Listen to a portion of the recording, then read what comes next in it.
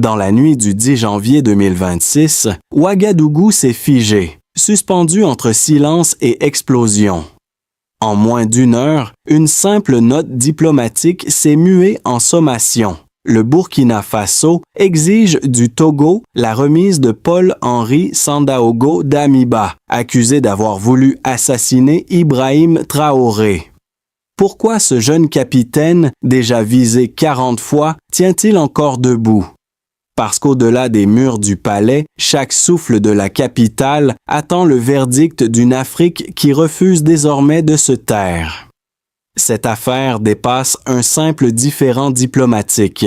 Si le Togo refuse d'extrader Paul-Henri Sandaogo Damiba, il ne s'agira plus seulement d'un conflit entre deux capitales, mais d'une fracture morale pour tout le Sahel. Le capitaine Ibrahim Traoré a promis la justice, pas la vengeance. Il veut prouver qu'un crime contre son pays est un crime contre la dignité africaine. Mais chaque heure qui passe rend la tension plus vive, car derrière la façade des ambassades, Paris observe, pèse et murmure. Le risque n'est pas seulement celui d'un affrontement politique, c'est celui d'un basculement symbolique, où le refus d'un homme pourrait rallumer l'incendie de toute une région. Alors, jusqu'où ira le Burkina Faso pour faire plier le silence? Tout commence par une fuite. Selon les services de renseignement burkinabais, Paul-Henri Sandaogo Damiba, exilé au Togo depuis sa chute, aurait discrètement franchi la frontière fin décembre, accompagné d'un petit groupe de mercenaires étrangers. Leur mission, d'après les enregistrements interceptés, semer le chaos à Ouagadougou et éliminer 19 officiers, dont le capitaine Ibrahim Traoré lui-même. La révélation est tombée comme un coup près dans les couloirs du ministère de la Défense. En quelques heures, les forces spéciales ont bouclé la capitale, arrêté 3 officiers complices de l'Ancien Régime et mis à jour un plan d'assassinat d'une précision glaçante. Nom, horaire, itinéraire. Chaque détail montrait une opération prête à frapper au cœur de la nuit. Le contraste est saisissant. L'homme que Traoré avait renversé pour avoir laissé la France piller l'or national revient, tel un spectre, pour réclamer le sang de ceux qui l'ont chassé. Mais la surprise n'a pas eu le temps de devenir panique. Depuis des mois, le jeune capitaine a transformé les services de renseignement, jadis fragmentés, en un réseau capable de voir dans le noir. Le dispositif a intercepté les communications, repéré les transferts d'argent venus de comptes étrangers et stoppé la frappe avant qu'elle n'embrase la ville. Le lion du Sahel n'a pas seulement survécu, il a compris que derrière chaque tentative se cache une main invisible et que la loyauté de son peuple vaut plus que tous les traités. Alors, quand il exige aujourd'hui l'extradition de Damiba, ce n'est pas seulement une réponse à un complot. C'est le début d'une bataille diplomatique où chaque mot, chaque silence décidera de la frontière entre justice et chaos. Au centre de cette tempête, un homme veille dans l'ombre, le commandant des unités Cobra, bras droit d'Ibrahim Traoré. C'est lui qui, la nuit de la tentative, a ordonné la fermeture de toutes les routes menant au palais présidentiel. En moins de 20 minutes, Ouagadougou s'est transformé en forteresse, un réseau d'alerte et de serments. Il raconte, d'une voix calme, que tout aurait pu basculer en 3 minutes si un message radio n'avait pas été intercepté. 3 minutes entre le souffle d'un pays et son effondrement. Cette vigilance est devenue le symbole d'un État qui refuse la fatalité. Autour de lui, les jeunes soldats murmurent le même mot, protection. Non pas celle du pouvoir, mais celle des villages, des familles, de la terre qu'ils appellent mère. C'est pour cela, dit-il, que le capitaine Traoré inspire plus qu'il ne commande. Il représente la promesse qu'un chef peut être le premier à veiller, le dernier à dormir. Et dans les rues, on sent cette tension fière. Les citoyens dressent des murs humains autour de leurs casernes, comme pour dire au monde que leur sécurité n'est plus négociable. L'impact de cette nuit dépasse les armes. Il a forgé une conviction. Tant que la loyauté tiendra, aucun complot ne brisera le fil fragile qui unit l'armée et le peuple. Mais la vraie question demeure, cette loyauté suffira-t-elle face à la pression des puissances qui rôdent encore à la frontière? Dès l'aube du 11 janvier, la chronologie s'accélère. À 7 heures, le gouvernement burkinabé confirme l'existence d'un complot militaire. Puis, à 9 heures, le ministre de la Justice signe un mandat d'arrêt international contre Paul-Henri Sandaogo Damiba. À 11 heures, la demande d'extradition atterrit sur le bureau du président togolais. En l'espace de 4 heures, une menace souterraine est devenue un séisme diplomatique. Ibrahim Traoré, fidèle à son style tranchant, ne laisse aucune place au doute. Ce n'est pas une faveur, c'est une obligation légale. Cette phrase, prononcée devant le Conseil des ministres, est relayée par toutes les radios du pays. La nation entière comprend que quelque chose d'irréversible vient de commencer. Le Togo, lui, garde le silence. Mais ce silence résonne. Dans les chancelleries africaines, on murmure que Lomé hésite, craignant de froisser Paris, son vieil allié. À Ouagadougou, on y voit une insulte. Comment un pays frère pourrait-il protéger l'homme accusé d'avoir voulu décapiter la Révolution? À midi, des milliers de citoyens se rassemblent sur la place de la Nation. Des pancartes improvisées proclament « Rendez-nous Damiba ». D'autres scandent le nom d'Ibrahim Traoré, transformant la colère en hymne. Les visages sont jeunes, fatigués, mais résolus. La scène est saisissante. Un peuple qui, après 40 tentatives de coup d'État, ne baisse plus la tête. À 15 heures, les chaînes internationales s'emparent de l'histoire. Les journalistes parlent d'un tournant africain, d'un capitaine qui défie le protocole et la peur. Dans les couloirs feutrés de l'Élysée, certains diplomates admettent que le lion du Sahel a imposé son tempo. Et quand le soir tombe, Ouagadougou ne dort pas. Les prières montent, les radios répètent le même message. Nous ne chassons pas la guerre, nous exigeons la justice. Ce jour-là, un fossé s'est creusé entre deux Afriques, celle des accords secrets et celle qui regarde la vérité en face. Mais derrière l'élan populaire, une question brûle encore. Que fera le Togo quand la pression atteindra son point de rupture? Les chiffres confirment ce que la rue ressent. Selon un rapport interne du ministère de la Sécurité, 40 tentatives d'assassinat ont visé Ibrahim Traoré depuis octobre 2022, un record historique pour un chef d'État du Sahel moderne. Sur ces 40 attaques, 19 impliquaient des officiers de haut rang figurant sur la même liste que celle découverte dans le complot de Damiba. Autre donnée frappante, en moins d'un an, le nombre d'arrestations liées à des réseaux pro-ancien régime a chuté de 62%, signe que le pouvoir a réussi à verrouiller son appareil sécuritaire. Ce chiffre, analysé par les services de renseignement, devient un indicateur de confiance. Chaque mois de stabilité renforce la position du capitaine face à ses adversaires. Mais le chiffre le plus symbolique reste celui du soutien populaire.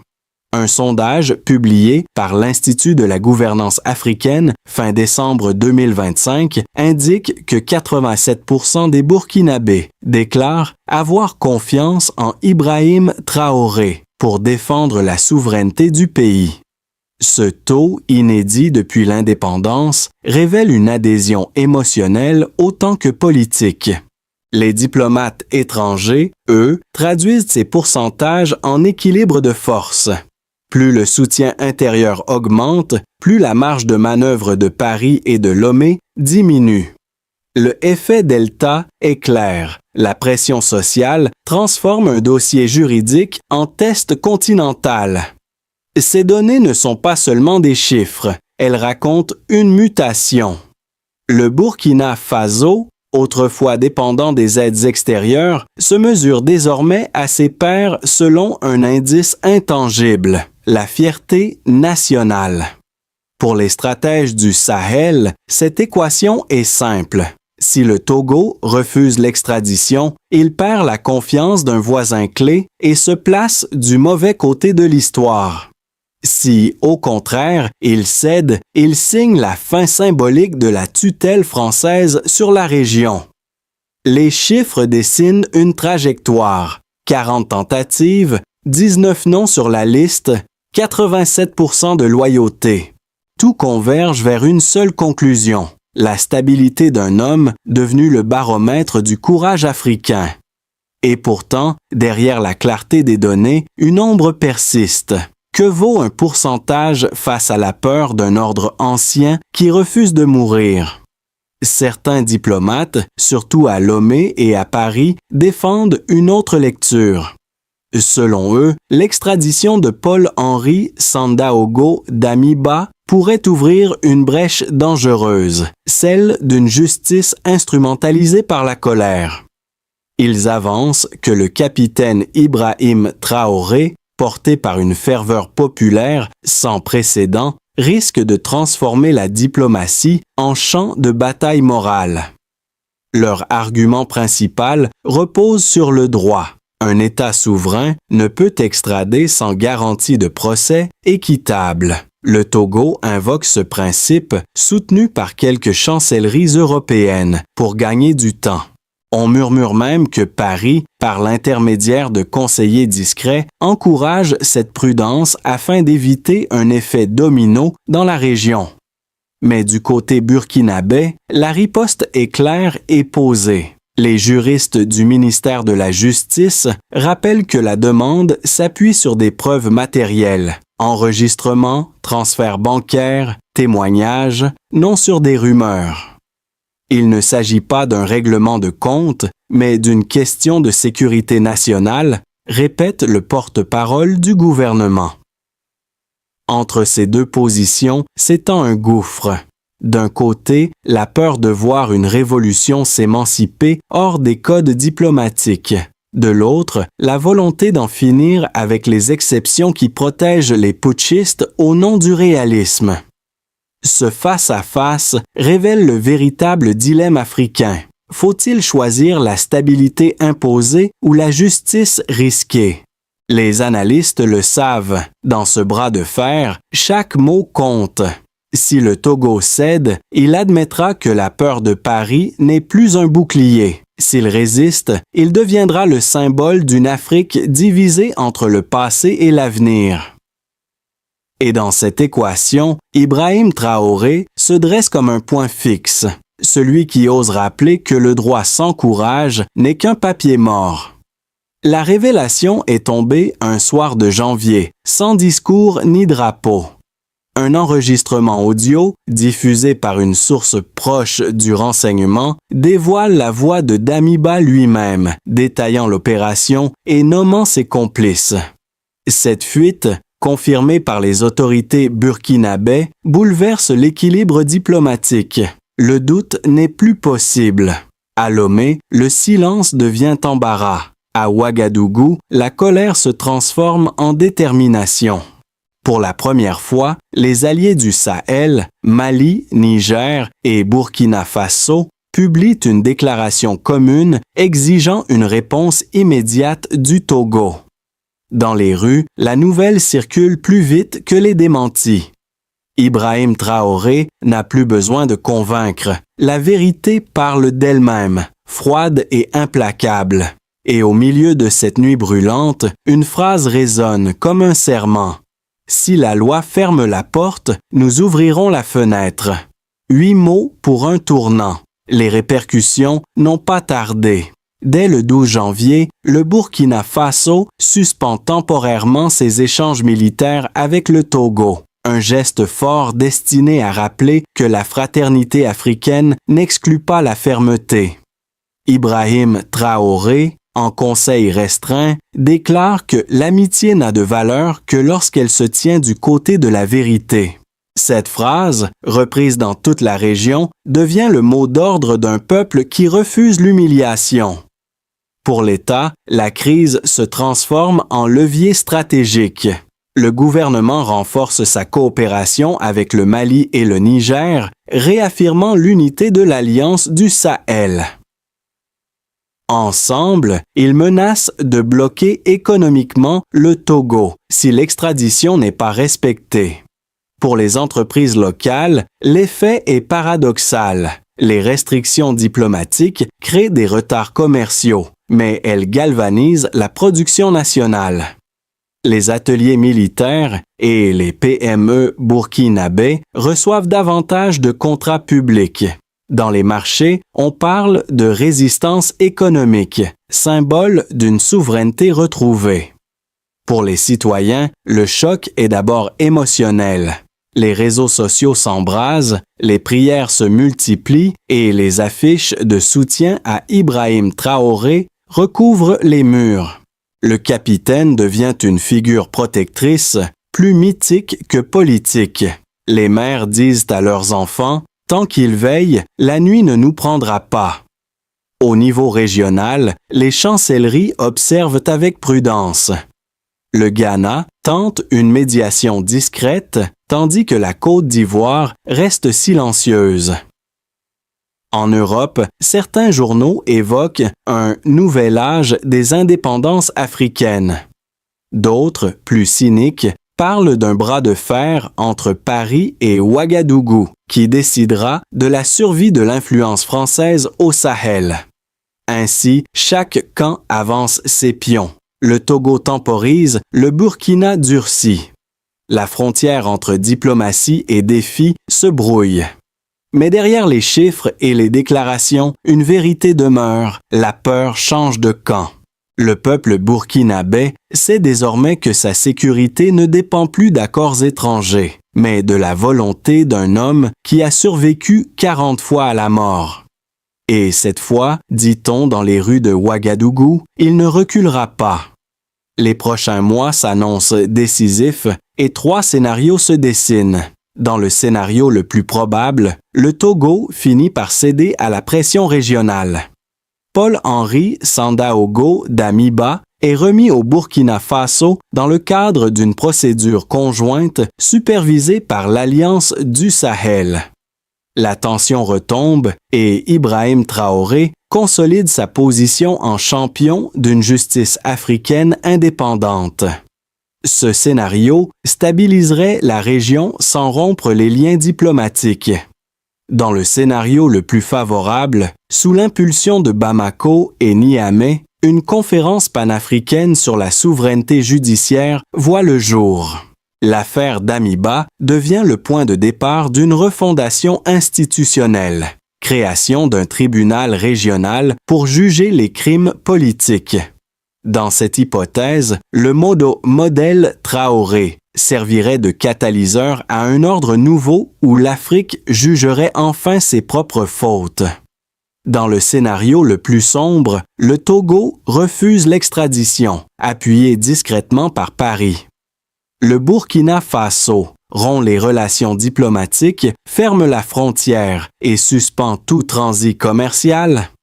L'escalade pousse les armées du Sahel à se regrouper, tandis que la tension diplomatique se mue en guerre d'influence ouverte. Le spectre d'une rupture économique hante alors toute la côte ouest africaine.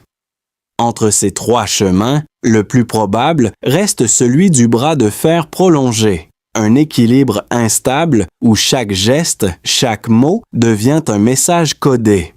Mais une constante demeure, Ibrahim Traoré a transformé le Burkina Faso en un symbole de résistance continentale. Qu'il gagne ou qu'il plie, le précédent est posé. Et peut-être que la vraie question n'est plus « que fera le Togo ?», mais « l'Afrique est-elle prête à se rendre justice à elle-même » Au-delà des alliances et des traités, cette crise a touché quelque chose de plus profond, la foi d'un peuple en sa propre dignité. Dans les marchés de Ouagadougou, les conversations ne parlent plus de peur, mais de fierté. Les visages fatigués des vendeuses, les mains calleuses des soldats, tous portent la même lumière, celle de ceux qui refusent d'être gouvernés depuis l'ombre. Un vieil homme raconte à un journaliste « J'ai vu 5 coups d'État. C'est la première fois que je sens que le pays ne se vend plus. » Ces mots résonnent comme une prière. Pour la jeunesse, Ibrahim Traoré n'est plus seulement un capitaine, il est devenu une idée. Celle d'un chef qui partage la poussière, qui mange ce que mangent ses soldats, qui saigne quand ils saignent. Ce lien viscéral, né de la guerre, devient un ciment national. Mais dans chaque ferveur se cache un risque. Trop d'espoir peut devenir une dépendance. Si l'Afrique veut vraiment renaître, disent certains intellectuels, elle devra bâtir des institutions aussi fortes que ses héros. Et pourtant, en ce mois de janvier, il est impossible de ne pas sentir le souffle d'un moment rare. Un peuple s'est redressé. Un chef a tenu parole. Le monde regarde encore, se demandant si cette étincelle sera flamme ou mirage. Face à l'impasse, le Burkina Faso avance ses cartes avec méthode. D'abord, maintenir la légitimité. Le gouvernement confie le dossier à un comité juridique commun avec le Mali et le Niger pour garantir la transparence du processus. Cela prive le Togo de tout prétexte juridique pour refuser. Ensuite, mobiliser la diplomatie publique. Ibrahim Traoré ordonne la diffusion contrôlée des preuves sonores et visuelles liées au complot. L'opinion africaine devient alors un tribunal moral. Sous la pression populaire, chaque capitale doit se positionner. Puis, verrouiller la sécurité intérieure. Les unités Cobra multiplient les patrouilles aux frontières, anticipant toute infiltration. Le message est clair, la souveraineté ne se négocie plus. Après ça, engager le dialogue économique. Les ministres du commerce des 3 pays du Sahel préparent un plan de redéploiement logistique sans dépendance vis-à-vis du corridor togolais. L'autonomie devient stratégie. Enfin, transformer la crise en levier régional. Ouagadougou propose la création d'une charte de non-asile pour crimes politiques au sein de l'Alliance du Sahel. Si elle voit le jour, cette charte marquera un précédent juridique majeur, un bouclier collectif contre les putschs à répétition. Dans cette séquence millimétrée, Ibrahim Traoré montre qu'il ne veut pas la guerre, mais le respect. Il trace une route que d'autres nations pourraient suivre, celle où la justice cesse d'être une menace pour devenir une preuve de maturité. La nuit est retombée sur Ouagadougou, semblable à celle du complot. Dans une caserne au nord de la ville, le commandant des Cobras dépose sa main sur le blindé qui, cette nuit-là, avait bloqué la route du palais. « Ce métal froid nous a protégés », murmure-t-il, « mais ce sont les prières du peuple qui nous ont sauvés. » Ibrahim Traoré, loin des caméras, regarde en silence les visages fatigués de ses soldats. Ce ne sont pas des héros de marbre, mais des hommes brûlés par la poussière et la foi. Il sait que chaque cicatrice porte le poids d'une promesse, celle de ne jamais laisser le pays retomber dans la peur. Le bruit du vent soulève un drapeau, déchiré mais debout. Tout le symbole est là. L'Afrique n'a pas besoin d'être neuve pour être fière. Le lion du Sahel reste debout et son regard dit sans mots « La lumière ne s'éteindra pas. L'histoire du Burkina Faso n'est plus celle d'un seul capitaine, mais celle d'un peuple qui a choisi de ne plus courber l'échine. » L'extradition réclamée n'est qu'un symbole. Derrière elle se cache la question essentielle. Une nation africaine peut-elle réellement défendre sa justice sans permission extérieure? Dans les universités, les marchés, les postes frontières, la même phrase circule. Nous sommes debout, donc libres. Ibrahim Traoré n'a pas seulement défié un ancien régime, il a ouvert une conversation sur la dignité et la responsabilité partagée. À présent, le regard se tourne vers Lomé, vers Paris, vers tout un continent en attente de cohérence. Et si, cette fois, la réponse ne venait pas des chancelleries, mais des peuples? Le Sahel a montré la voie. Qui osera la suivre?